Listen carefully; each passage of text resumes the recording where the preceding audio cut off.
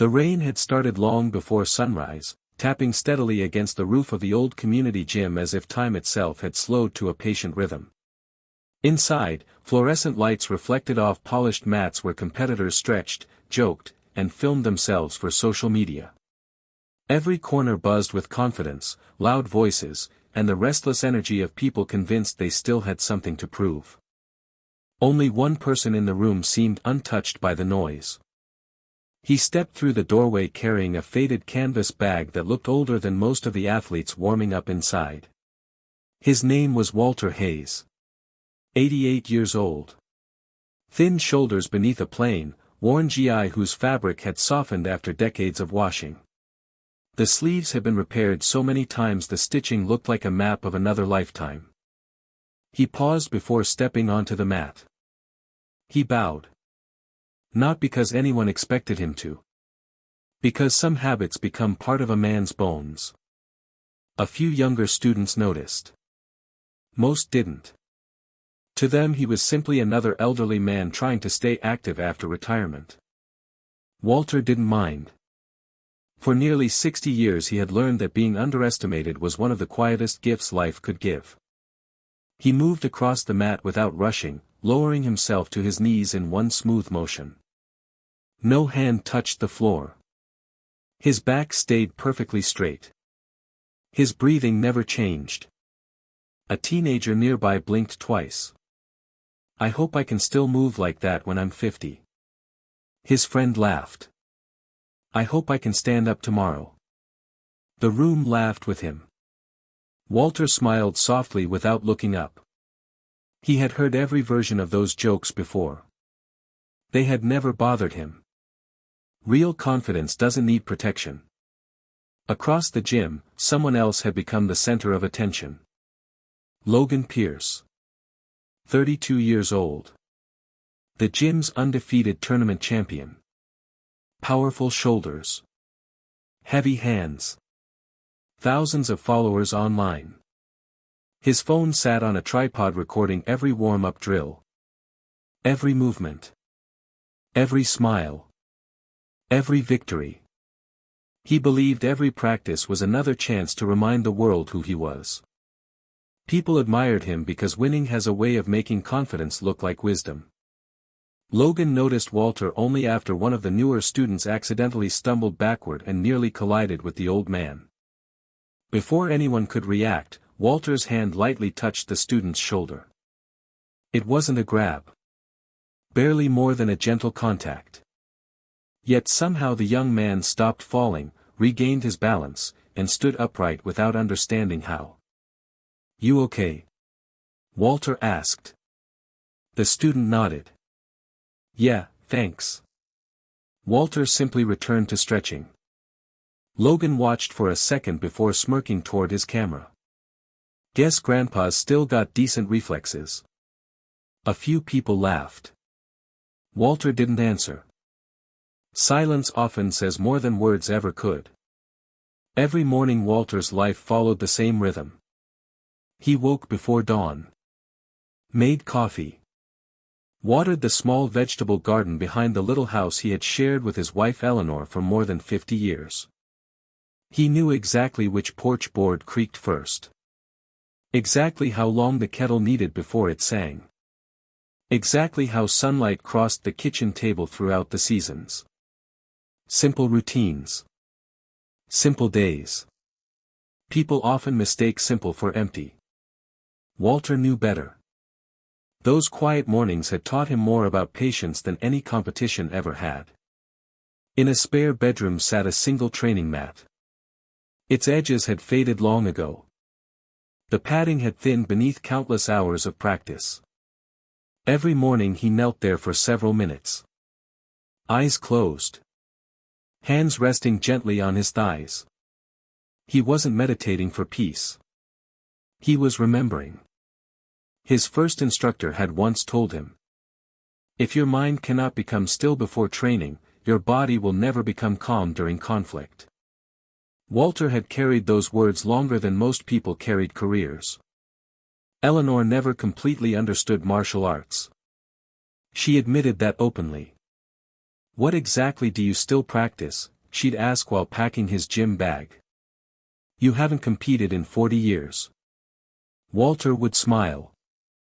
"I practice not forgetting." She never asked him to explain.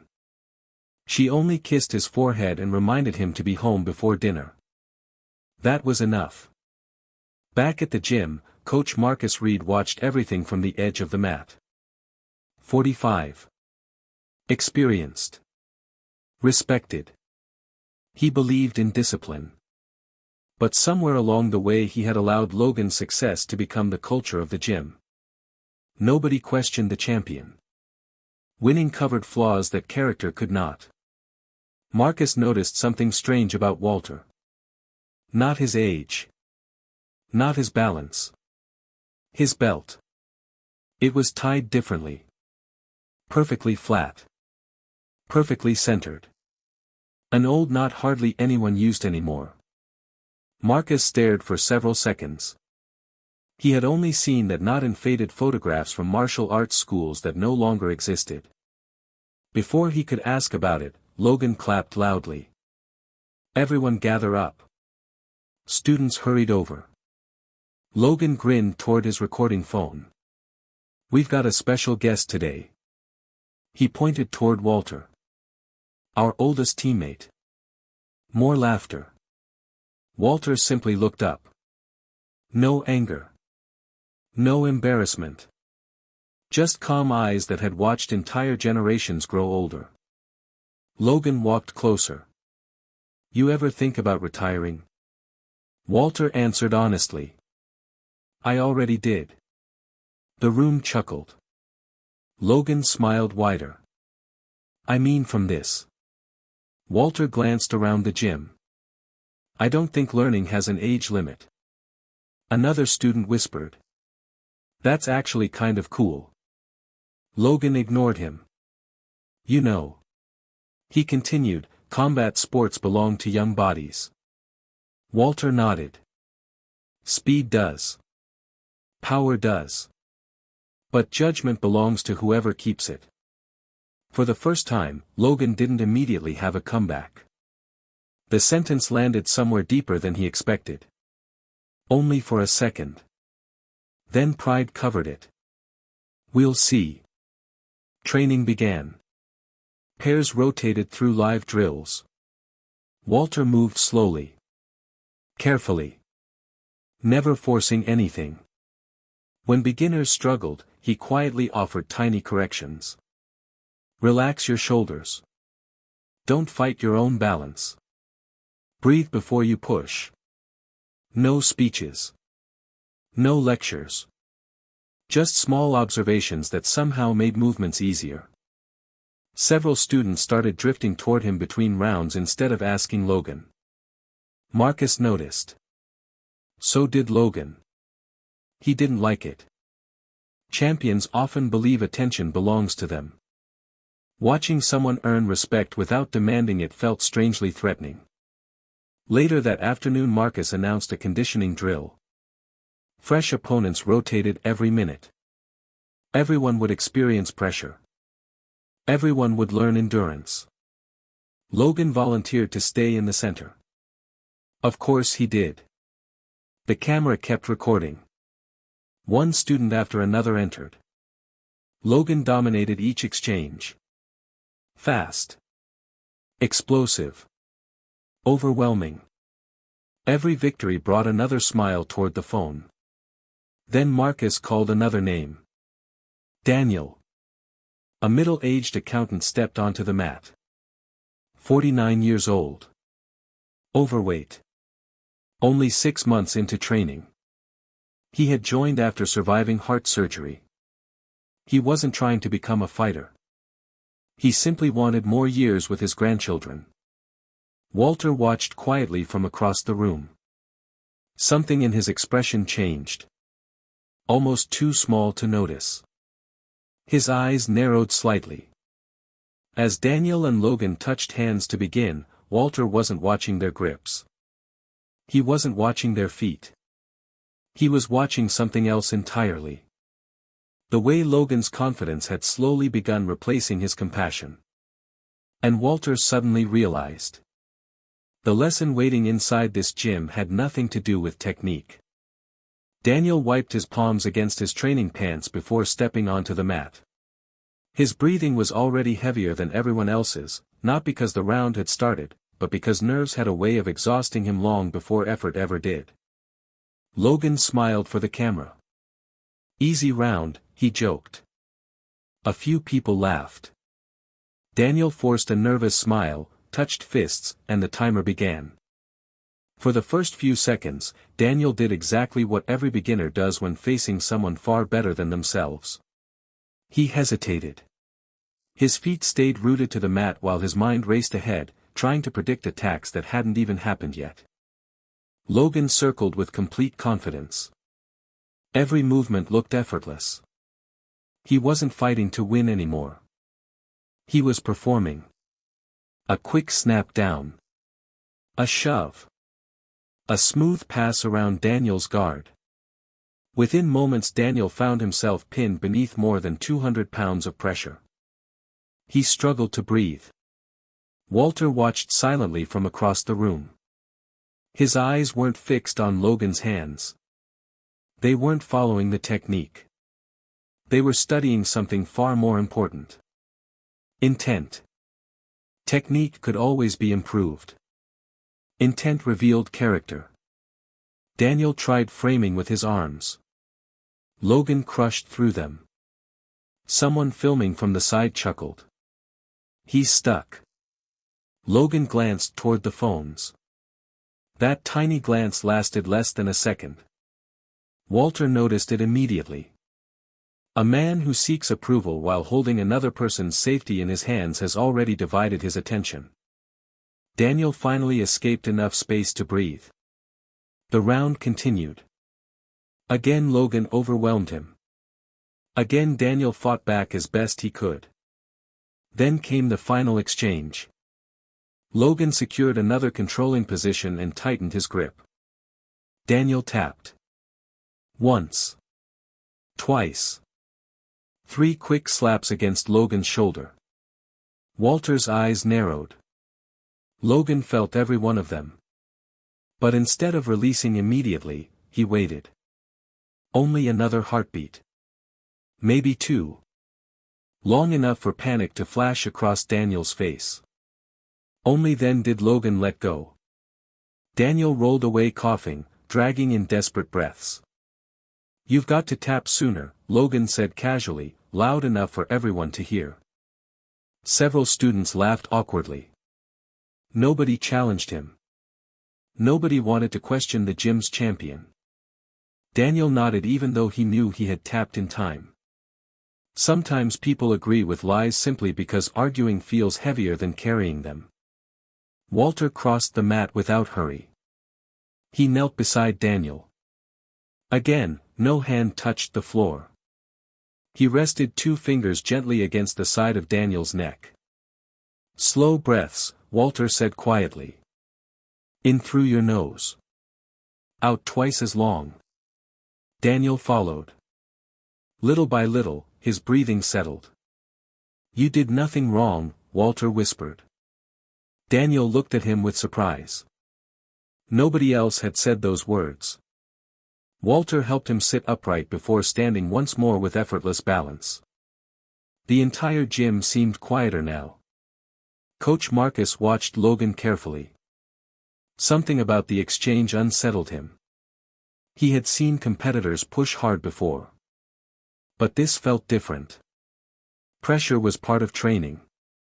Ignoring a tap never should be. Logan brushed imaginary dust from his sleeves.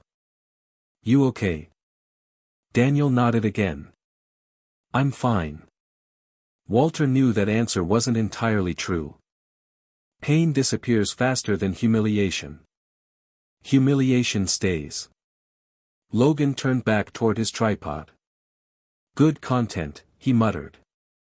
Walter heard him. So did Marcus. The coach opened his mouth as if to speak. Instead, silence won. Sometimes silence protects peace. Sometimes it protects the wrong people. Training resumed. But the atmosphere had changed. The laughter had faded.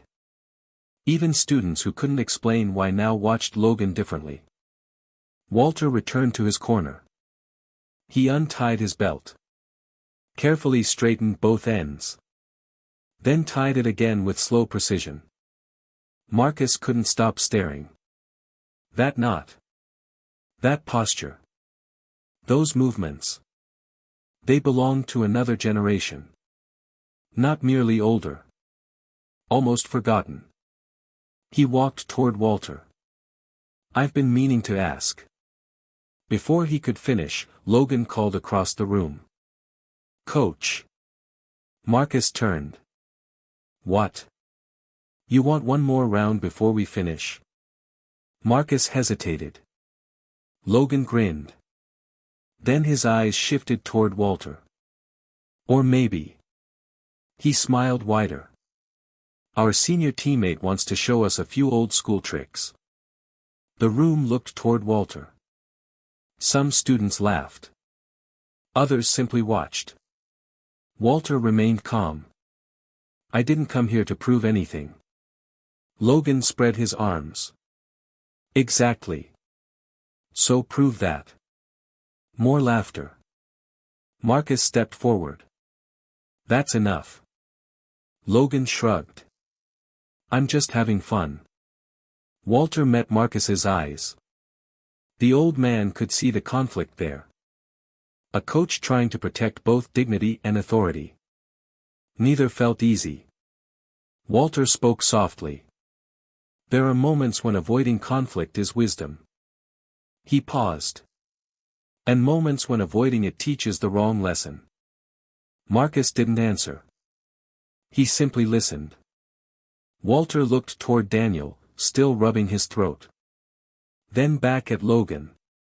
"If he wants one round." The room became perfectly still. "I'll give him one." Nobody moved. Logan blinked. For the first time all afternoon, the smile on his face wasn't entirely confident. "You serious?" Walter nodded once. "One round. Then I go home." The words carried no anger. No challenge. Just quiet certainty. Marcus stepped between them. "Walter, you don't have to." "I know." "Then why?" Walter looked around the gym. "So everyone leaves having learned the right lesson." Logan laughed again, though this time it sounded thinner. "You hear that?" He pointed toward the camera. "This is going to be fun." Walter never even glanced at the phone. Instead, he walked slowly toward the center of the mat. Before stepping onto it, he bowed. Not to Logan. To the mat itself. Only a few people noticed. Those few suddenly found themselves unable to laugh. Walter stood relaxed. Feet shoulder-width apart. Hands hanging naturally at his sides. No fighting stance. No display. No intimidation. Just stillness. Real stillness. The kind that doesn't come from confidence. The kind that comes from having nothing left to prove. Logan bounced lightly on his feet. "You ready?" Walter smiled. "I've been ready for a very long time." Part 3 continues. Logan rolled his shoulders, bounced lightly on the balls of his feet, and flashed another confident smile toward the phone still recording from the corner. "This won't take long," he said. A few students forced uneasy laughs. Nobody sounded as confident as they had 15 minutes earlier. Walter stood exactly where he was. No movement. No dramatic pose. Only quiet balance. Coach Marcus looked from one man to the other. "If either of you wants to stop, we stop." Walter nodded once. Logan barely heard him. The timer beeped. Logan stepped forward immediately. Not reckless. Not careless. Just convinced. He reached for Walter's collar with the same grip that had worked against dozens of opponents before. Walter didn't resist. He simply accepted the grip. Several students frowned. Why didn't he defend it? Someone whispered. Because Walter wasn't fighting the hand. He was listening to everything connected to it. Pressure traveled through shoulders. Shoulders revealed hips. Hips revealed balance. And balance always told the truth. Logan pulled hard, expecting the old man to stumble. Walter didn't. His feet seemed rooted beneath him. Not rigid. Simply connected. Logan pulled again. Nothing. For the first time that afternoon, confusion crossed his face. Walter finally spoke. You're trying to move me before you've moved yourself. Logan frowned. What? Instead of answering, Walter took one small step. It was so small several people barely noticed it. Yet suddenly Logan's own weight shifted farther forward than he intended. Walter felt it instantly. There. The opening. Not created. Simply revealed. His left hand guided. His right hand redirected. His hips turned only a fraction. No explosion.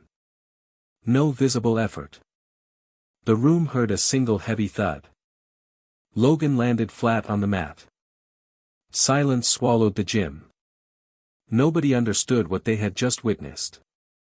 Even Logan didn't. 1 second he had been standing. The next he was staring at the ceiling. What? He blinked repeatedly. How? Walter was already beside him. Not attacking. Waiting. Logan reacted on instinct, rolling hard to escape. Walter moved with him. Always one step ahead.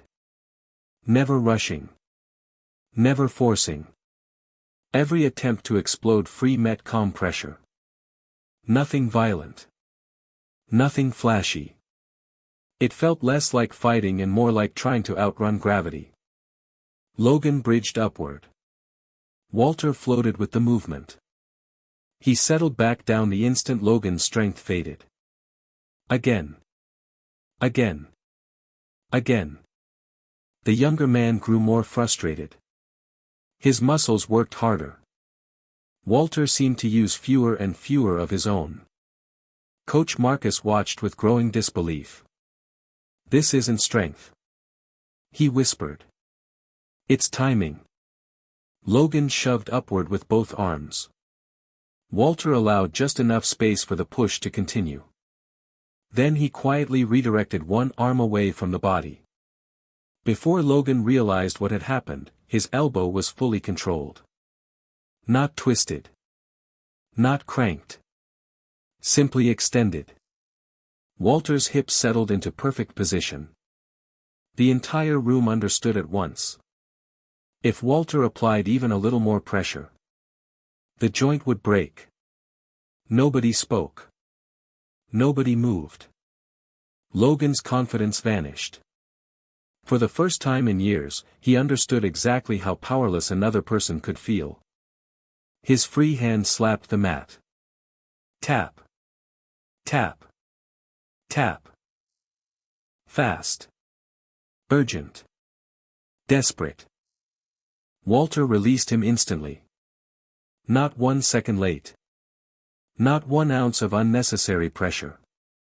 The hold disappeared almost before the final tap echoed across the room. Walter stood. Again without placing a hand on the floor. He stepped back, giving Logan space. No celebration. No smile. No victory pose. Only silence. Logan remained lying on the mat, staring upward while catching his breath. His arm still worked perfectly. Nothing had been damaged. Walter had controlled every moment. Including the decision not to hurt him. The room remained frozen. Finally Walter spoke. His voice was calm enough that everyone leaned closer just to hear it. The purpose of skill, he said quietly, is not to prove how easily you can injure someone. He looked around the room. It's to make sure you never have to. No one answered. Even the buzzing lights suddenly seemed loud. Marcus walked toward Walter slowly. I've practiced martial arts for over 20 years. He shook his head. I've never seen anyone move like that. Walter smiled. You weren't watching me. Marcus frowned. What do you mean? You were watching technique. Walter glanced toward the students. I was watching choices. The coach stood silently. Walter continued. Technique becomes easier with practice. Character becomes harder. His eyes settled briefly on Logan. The difficult part isn't learning how to control another person. It's learning to control yourself. Logan slowly sat up. He flexed his fingers. His elbow felt perfectly normal. Walter could have injured him. Everyone knew it. Especially Logan. He looked toward the forgotten tripod still recording. For the first time, he felt embarrassed by it. Not because he had lost. Because he finally understood what everyone else had seen. He had mistaken attention for respect. Power for maturity. Winning for wisdom. He stood slowly and walked across the mat. No swagger. No performance. He stopped several feet in front of Walter. I'm sorry. The words barely rose above a whisper. Walter waited. Logan swallowed. I felt Daniel tapping. Nobody moved. I knew. His voice cracked. I held the choke because. He looked down at the floor. Because it made me feel important. The confession landed heavier than any throw. Daniel looked up from the bench where he had been quietly watching. Logan turned toward him. I'm sorry. I blamed you. I knew it wasn't your fault. Daniel studied him for several seconds. Then nodded once. Not forgiveness. Not yet. Only acknowledgement. Walter watched the exchange without interrupting. Finally Logan looked back at him. How do you become that calm? Walter smiled gently. You don't. Logan frowned. What? You become impatient. You become angry. You become proud. He paused. And then. You practice choosing something better. The room stayed quiet. Because everyone understood he wasn't talking only about martial arts anymore. He was talking about life. Coach Marcus walked toward the wall and quietly unplugged the tripod. Training was over. Learning had just begun. For the next several minutes, nobody rushed to pack their bags. Nobody reached for their phones. The gym, usually filled with loud conversations after class, had settled into a silence that carried far more weight than noise ever could. Walter quietly picked up his faded canvas bag and folded his worn GI with the same care he had shown everything else that evening. To him, practice had already ended. There was nothing left to prove. Marcus walked beside him toward the doorway. I've coached hundreds of students, he admitted. Some became champions. Some quit after a few months. But tonight I realized I've spent years teaching people how to win without spending nearly enough time teaching them why they should. Walter smiled. Most people think discipline begins with the body. Marcus looked at him. It begins with the heart. The coach stood silently, letting those words settle. You know, Marcus finally said, I almost stopped that match. I know. I wasn't sure what would happen. Walter nodded. Neither was I. Marcus looked surprised. You weren't. Walter chuckled softly. A teacher never knows whether the lesson will be accepted. He only knows whether it needs to be given. Outside, the rain had finally stopped. Clouds drifted apart, allowing the first rays of evening sunlight to spill across the parking lot. Walter took a slow breath. Fresh air always smelled different after rain. It reminded him that storms never lasted forever. As he reached his truck, someone called his name. "Mr. Hayes." Walter turned. It was Daniel. He had changed into dry clothes, but the faint redness around his neck remained. "I wanted to thank you." Walter shook his head. "You don't owe me thanks." "I do. You reminded me that what happened wasn't my fault." Daniel lowered his eyes. "I was beginning to believe it was." Walter rested a gentle hand on his shoulder. The strongest people aren't the ones who never get hurt. They're the ones who refuse to let someone else's actions decide who they become. Daniel smiled for the first time all afternoon. "I'll remember that." "I hope you don't." Daniel looked confused. Walter continued. "I hope one day it becomes so natural you no longer need to remember it." Daniel laughed quietly. "I think I understand." "You will." Walter climbed into his truck and drove home through quiet country roads lined with old oak trees. The sunset painted everything gold. Back home, Eleanor was already preparing dinner. She looked up as he entered. "You're late." "A little." She noticed the thoughtful expression on his face. "Everything all right?" Walter hung his GI carefully beside the door. "Better than all right." She smiled. "You taught someone today." Walter paused. "Maybe. You always come home looking like that when you've taught someone." She had never cared much about martial arts. Yet after more than 50 years of marriage, she knew her husband well enough to recognize the look in his eyes. During dinner, Walter said very little. Not because he was tired. Because he was thinking about something his first instructor had once told him decades earlier. Real teaching begins only after your students stop admiring your skill and begin questioning their own choices. For years he hadn't fully understood those words. Tonight they finally made sense. The following Saturday, Walter returned to the gym. This time something felt different before he even stepped inside. The music wasn't as loud. The jokes weren't as sharp. The atmosphere had softened. Marcus had gathered everyone together before class. A new sign now hung on the wall.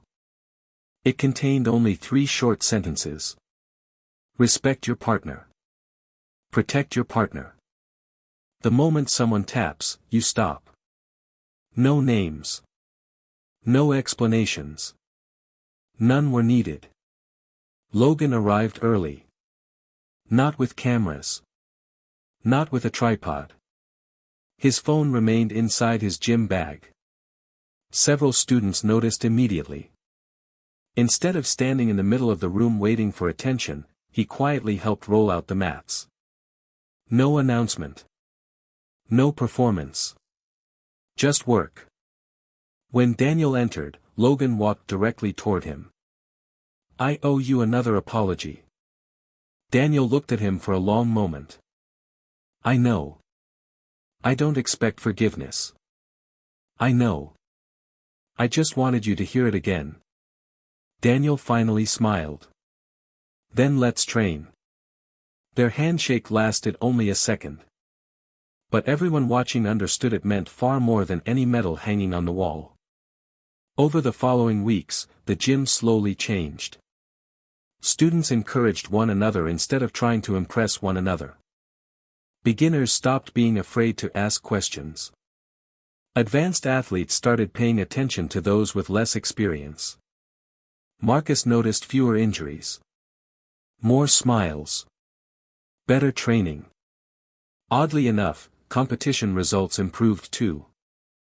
Because athletes who trusted each other learned faster than athletes trying to dominate each other. Walter never became the center of attention. He never wanted to. He arrived early. He bowed before stepping onto the mat. He stretched quietly. He answered questions only when someone asked. Yet somehow everyone found themselves watching him.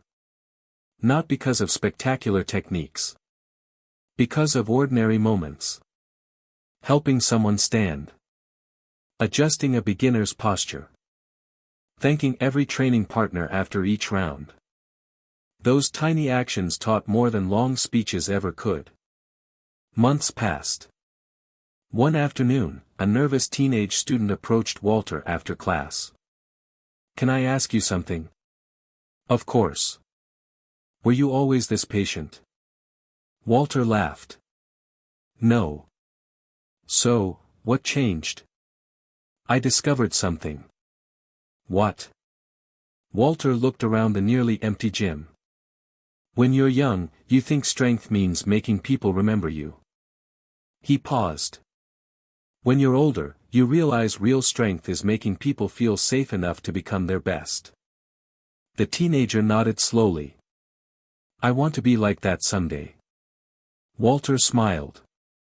"Then don't wait until someday. Start with the next person you meet." Years later, long after tournaments had been forgotten and medals had gathered dust, people still remembered the old man with the faded GI. Most couldn't recall the exact throw he used. Few remembered the techniques. But everyone remembered one sentence. "The greatest proof of strength is not what you can do to another person, it's what you choose not to do." And somehow, that lesson reached far beyond the walls of the gym. Some carried it into their families. Some into their workplaces. Others into moments of anger when raising their voice seemed easier than showing patience. The lesson was never really about martial arts. It was about the quiet decisions that shape an ordinary life.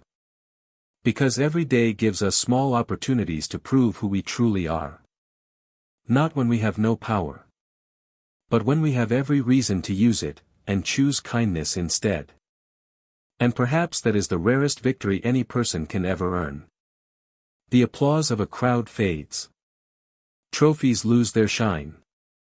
Even memories become softer with time. But the moment someone chooses compassion when strength would have made cruelty easy.